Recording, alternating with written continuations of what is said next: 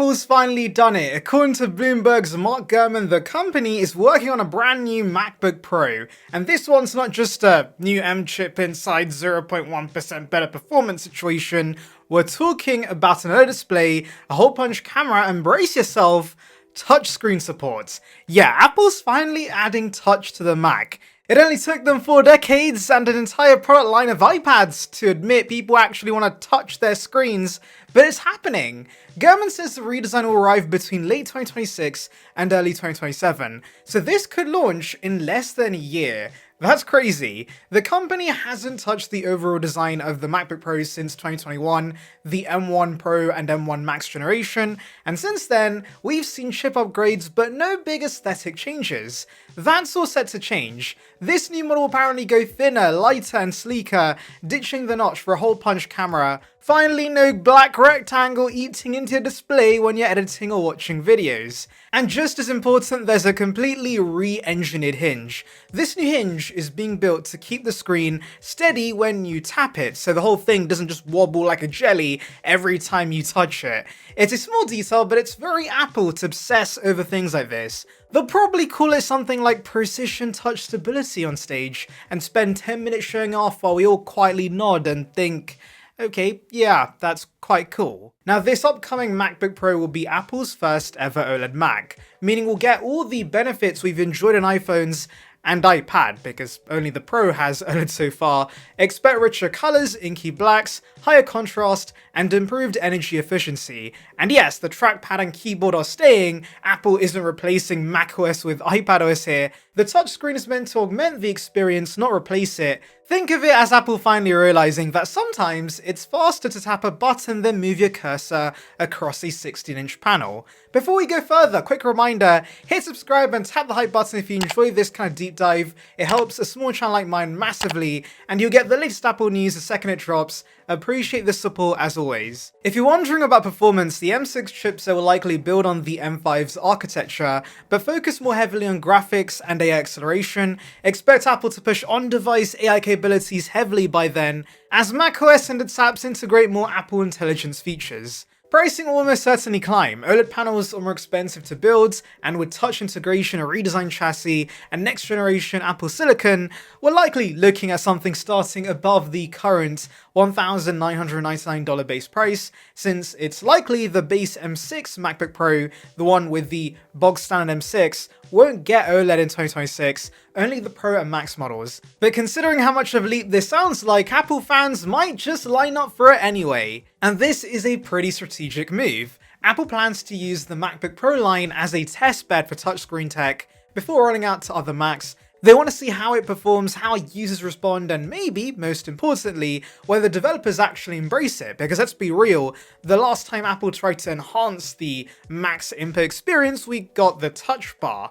And yeah, that didn't exactly make it into the Hall of Fame. But this isn't another touch bar moment. It's much bigger. In fact, analyst Min-Chiu Kuo said earlier this year, Apple decided to go forward with touchscreen Macs after studying iPad user behavior. Apparently, people who use iPads for work keep reaching for touch inputs, even when they've got a keyboard attached. That behavior made Apple realize something quite obvious.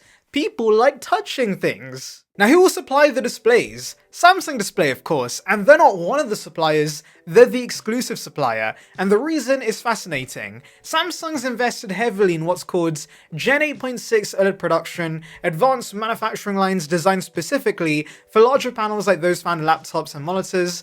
This isn't some TV panel being trimmed down to fit into a MacBook, this is custom technology made for premium OLED laptops. The Gen 8.6 process is a game changer because it allows larger glass substrates, uses oxide TFTs, and improves both yields and efficiency. In simple terms, it's cheaper and more reliable to make big, high-quality OLED displays. That's why OLED has been missing from Macs for so long. Not because Apple didn't want it, but because the production tech wasn't ready for Apple-grade consistency.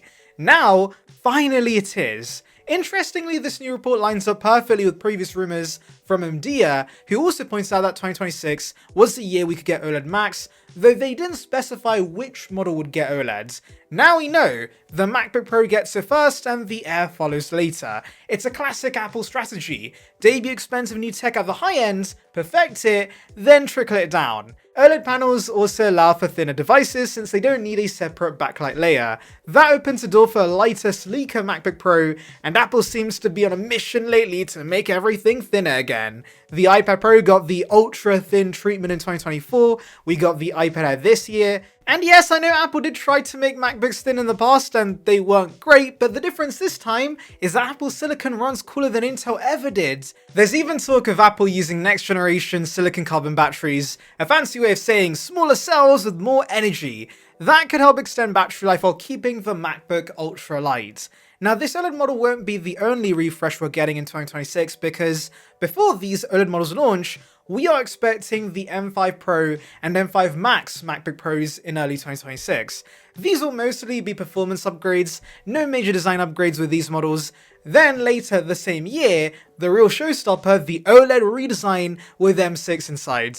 So Apple could launch 2 MacBook Pros in the same year, and I know that sounds bizarre, but that's actually happened twice. In 2023 we got the M2 Pro models in early 2023, and then the M3 models in late 2023, and also the original 16-inch Intel MacBook Pro launched just 5 months after the previous 15-inch model, so Apple's done this dance before, guys.